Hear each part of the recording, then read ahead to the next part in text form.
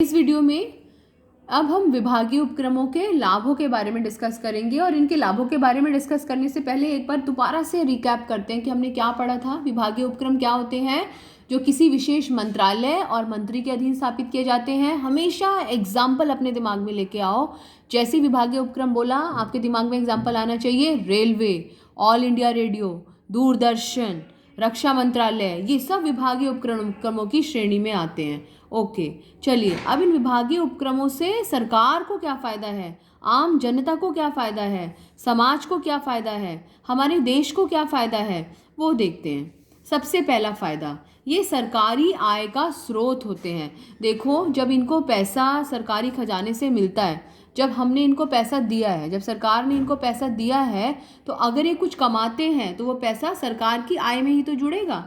तो इसलिए ये जो उपक्रम होते हैं ये सरकार की आय का स्रोत होते हैं। इनसे जो भी पैसा मिलता है वो सरकार के खजाने में जाकर जुड़ जाता है, प्लस हो जाता है। तो सबसे पहला पॉइंट तो यही है कि ये जो उपक्रम है, संगठन है, ये सरकार की आय का बहुत बड़ा स्रोत हैं। बहुत ज़्यादा लंबे चौड़े एक्सप्लेनेशन इसमें लिखने के लिए आते नहीं है। एप्लीकेशन बेस्ड क्वेश्चन आता है, आपको ये उपक्रम पहचानना होता है कौन सा है, और फिर वो बोलते हैं कि इसके 2 लाभ बता दीजिए, 2 दोष बता दीजिए। तो आप एक एक लाइन लिखकर भी काम चला सकते हैं। हेडिंग डाली, आपने एक लाइन लिखी, और अगर ऐसे डायग्राम बना दिया, कोई कलरफुल डायग्राम बनाने की ज़रूरत नहीं है, ऐसे अपने हाथ से फटाफट डायग्राम बना दीजिए, पूरी बात वहाँ पे समझ आ जाती है। सेकंड, राष्ट्रीय सुरक्षा की दृष्टि से सर्व उपयुक्त या सबसे अधिक उपयुक्त। जैसे मैंने कहा कि अगर आप रक्षा मंत्रालय के बारे में सोचें, तो क्या आप रक्षा मंत्रालय को निजी हाथों में देने के बारे में सोच सकते हैं? परमाणु ऊर्जा को निजी लोगों के हाथों में देने के बारे में सोच सकते हैं? नहीं, क्योंकि इससे हमारे देश को, हमारी राष्ट्रीय सुरक्षा को बहुत ज़्यादा नुकसान होने की संभावनाएं हैं। ऐसे ही अगर आप रेलवे को देखें, तो रेलवे इतनी सस्ती दरों पर इतनी हमें सुविधाएं प्रदान करता है। आप देखेंगे जब अगर ये क्योंकि अभी रेलवे के प्राइवेटाइजेशन की बातें भी चल रही हैं, अगर ये रेलवे निजी हाथों में चला जाता है तो उससे क्या हमें जो सेवाएं हैं वो उतनी सस्ती मिल पाएंगी जितनी हमें अभी प्राप्त हो रही हैं? शायद इसका जवाब ना होगा। तो हमें देखना होगा राष्ट्रीय सुरक्षा की दृष्टि से, लोगों के हित के बारे में अगर हम सोचें, तो विभागीय उपक्रमों का होना बहुत ज़्यादा ज़रूरी है। मैंने यहाँ पर एक वर्ड लिखा है, जेड सिक्योरिटी। ऐसे कुछ क्षेत्र जहाँ पर बहुत ज़्यादा सिक्योरिटी और बहुत ज़्यादा गोपनीयता, बहुत ज़्यादा सीक्रेसी की आवश्यकता है, ऐसे क्षेत्रों को हम निजी हाथों में नहीं दे सकते हैं। वहाँ पर हमें सार्वजनिक क्षेत्र के उपक्रमों का सहारा लेना ही पड़ता है। तो 2 फायदे, सरकार की आय का स्रोत है और राष्ट्रीय सुरक्षा के लिए भी हमारे लिए बहुत ज़्यादा ज़रूरी है। तीसरा, सरकार के प्रति जवाबदेही होती है। जैसे मैंने कहा कि ये जो विभागीय उपक्रम होते हैं, संसद में इनकी जवाबदेही होती है। आपने ट्रेन चलाई, आपने देखा होगा कभी, अगर आपने क्वेश्चन आवर देखा हो लोकसभा का, तो पूछते हैं ये ट्रेन चलाई, वहाँ से वहाँ तक चलाई, इसका इतना किराया रखा, इतनी ट्रेनें चलाई, क्या फ़ायदा, क्या नुकसान, इतना नुकसान क्यों हो रहा है, इतना फ़ायदा क्यों, कैसे हो रहा है, कहाँ लेकर जा रहे हैं। तो संसद में इन्हें हर प्रश्न का जवाब देना पड़ता है। ये सरकार में, संसद में जनता के प्रति जवाबदेह होते हैं, इसलिए ये उपक्रम अच्छे से काम करने का प्रयास करते हैं। और 4th पॉइंट, क्योंकि ये सरकार द्वारा, मंत्री जी द्वारा, मंत्रालय द्वारा नियंत्रित होते हैं, सरकार के प्रति, जनता के प्रति संसद में इनकी जवाबदेही होती है, इसलिए सरकार का पूरा कंट्रोल होता है, नियंत्रण होता है। और अगर मंत्री अच्छे हैं तो अच्छा प्रभावी नियंत्रण होता है और ये संगठन अच्छे से काम भी करते हैं। तो 4 पॉइंट्स हमने पढ़े विभागीय उपक्रमों के लाभ के। सरकार की आय का स्रोत होते हैं, राष्ट्रीय सुरक्षा की दृष्टि से बहुत ज़्यादा उपयुक्त हैं, सरकार के प्रति, संसद में जनता के प्रति जवाबदेह होते हैं, और नियंत्रण भी प्रभावी होता है। इसमें कोई भी बहुत बड़ा एक्सप्लेनेशन लिखने के लिए नहीं आएगा। जब भी क्वेश्चन आता है, हमसे 1 लाइनर एक्सप्लेनेशंस की उम्मीद की जाती है, तो हेडिंग डाल के एक लाइन में एक्सप्लेन कर सकते हैं। अब हम डिस्कस करते हैं विभागीय उपक्रमों में कुछ कमियां भी, क्योंकि हमें तो आदत है हर संगठन में, हर चीज़ में हम पहले अच्छाइयाँ बताते हैं, फिर हम उसी की बुराइयाँ बताते हैं। तो चलो अब विभागीय उपक्रमों के दोषों के बारे में डिस्कस करते हैं। पहले इसे नोट कर लो। पहला दोष, हेडिंग डाल लीजिए, विभागीय उपक्रमों में दोष। और पहला दोष है कि लचीलेपन की कमी, कोई फ्लेक्सिबिलिटी नहीं। एक बार एक रूल डिसाइड कर लिया मंत्री जी ने, फिर कोई नहीं सोचता, ना कोई इसको चेंज करने की कोशिश करता है।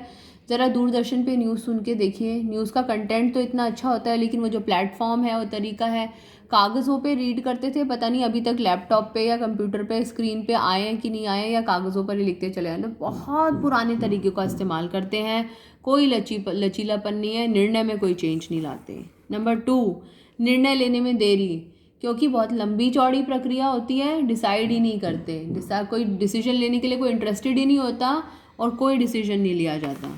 तीसरा, रूढ़िवादिता के कारण, पुरानी सोच के कारण। रूढ़िवादिता क्या होती है? पुरानी सोच, कभी सोचना ही नहीं चाहते कि इस व्यावसायिक अवसर का भी लाभ उठाया जा सकता है, ऐसे भी काम किया जा सकता है। आप सोचिए, दूरदर्शन सबसे पहला चैनल हुआ करता था और आज टीवी में दूरदर्शन कहाँ है, हम शायद उसको देखते भी नहीं हैं, देख भी नहीं पाते हैं। पहले जो पुराने प्रोग्राम्स आते थे, आज भी वही पुराने प्रोग्राम आते हैं। इतनी छोटी और पुरानी सोच लेकर अगर हम चलते हैं तो हम आगे नहीं टिक पाते हैं।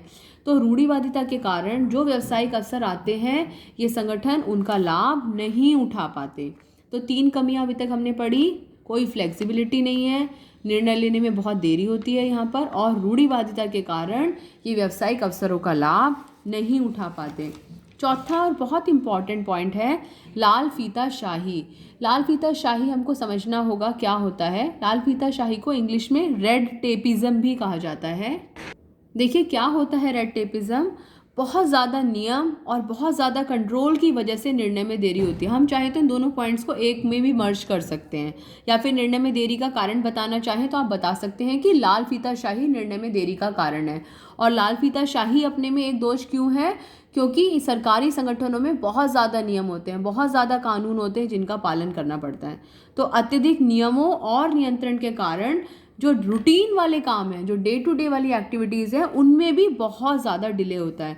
तो निर्णय लेने में देरी, दैनिक कार्यों में भी निर्णय लेने में देरी, कारण अत्यधिक नियमों और नियंत्रण के कारण। क्वेश्चन आता है लाल फीताशाही का क्या मतलब है, या कोई आपसे पूछता है व्हाट इज़ रेड टेपिज्म, तो delay in decision due to long procedures, bulgy rules, यानी कि बहुत ज़्यादा भारी नियमों और नियंत्रण के कारण दैनिक कार्यों के निर्णय लेने में भी जो देरी होती है, उसको हम लाल फीताशाही के नाम से जानते हैं। तो 4 कमियां अभी तक हमने पढ़ी हैं। फ्लेक्सिबिलिटी नहीं है, निर्णय में देरी हो रही है, क्यों? लाल फीताशाही के कारण। तीसरा पॉइंट लाल फीताशाही खुद, और चौथा कारण व्यवसाय अवसरों का लाभ नहीं उठा पाते। क्यों नहीं उठा पाते? रूढ़िवादिता के कारण। तो लचीलापन नहीं है, रूढ़िवादी हैं, निर्णय नहीं ले पाते क्योंकि लाल फीताशाही है। नेक्स्ट पॉइंट, राजनीतिक हस्तक्षेप, बहुत ज़्यादा गवर्नमेंट इंटरफेरेंस होती है। मंत्री जी बार बार पूछते रहते हैं हाँ जी क्या हो रहा है, हमारे हिसाब से क्या हो रहा है, हमारे राज्य में क्या हो रहा है। जब रेलवे मंत्री बनते हैं जी, अगर बिहार के व्यक्ति रेल मंत्री बन गए तो वो बिहार की तरफ कोई ट्रेनें चला देते हैं। अगर पंजाब के कोई मंत्री बन गए तो वो पंजाब की तरफ को ट्रेनें चलाने की शुरू कर देते हैं, अपने क्षेत्र के लिए अलग से नई ट्रेन निकाल देते हैं। तो इसलिए too much of government interference है, पॉलिटिकल इंटरफेरेंस है, जिसकी वजह से इन संगठनों का सही तरीके से विकास नहीं हो पाता कई बार। और 6th पॉइंट, सेवाओं के बारे में तो अगर हम कहें, देखिए अब तो फिर भी थोड़ा सा चेंज आ रहा है, वरना पहले जो जिस तरह की सेवाएं थी और कंज्यूमर्स, उपभोक्ताओं के प्रति जो इन संगठनों की असंवेदनशीलता थी, जो सोचते ही नहीं थे कस्टमर्स के बारे में कि कस्टमर्स को कैसा लग रहा होगा, अब शायद वो सिचुएशंस थोड़ी इम्प्रूव हो रही हैं। जैसे पहले रेलवे के खाने को बहुत ज़्यादा बुरा माना जाता था, लेकिन अब now they have started improving a lot. काफ़ी सारे क्षेत्रों में इन्होंने इम्प्रूव किया है। और ऐसे कहते थे भाई भारतीय रेलवे तो कभी टाइम पे आ ही नहीं सकती है, अगर 7 बजे का टाइम है तो 9 बजे पहुँचेगी। तो अब इन सब चीज़ों पर वो बहुत नियंत्रण करने की और कंट्रोल करने की कोशिश भी कर रहे हैं। तो विभागीय उपक्रमों की लिमिटेशंस या सीमाओं को एक बार फिर से रिपीट करेंगे। मैं बार बार कह रही हूँ, इसमें बहुत लंबे चौड़े एक्सप्लेनेशंस की ज़रूरत नहीं है, केवल मेन हेडिंग्स को याद करने की कोशिश करें। क्या क्या सीमाएं हैं? लचीलेपन की कमी है, निर्णय लेने में देरी होती है। लचीलेपन की कमी है, निर्णय लेने में देरी क्यों हो रही है? क्योंकि लाल फीताशाही है। व्यावसायिक अवसरों का लाभ नहीं उठा पा रहे क्योंकि रूढ़िवादी सोच है, पुरानी सोच लेके बैठे हुए हैं।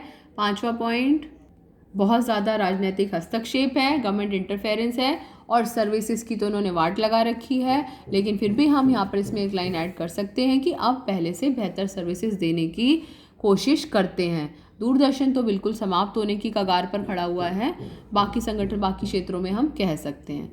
नेक्स्ट वीडियो में हम वैधानिक निगम के बारे में डिस्कस करेंगे। Thank you.